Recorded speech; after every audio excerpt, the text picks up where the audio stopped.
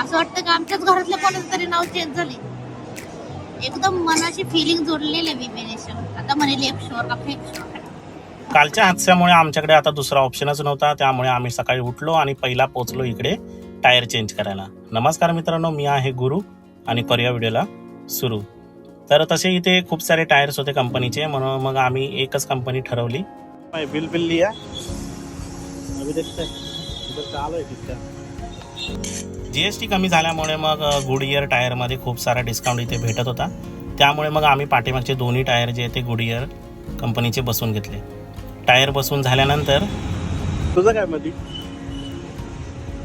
या दोघांचं सुरू झालं. विवियाना बदललाय चलना. मग आम्ही आलो इकडे डायरेक्ट मॉलमध्ये.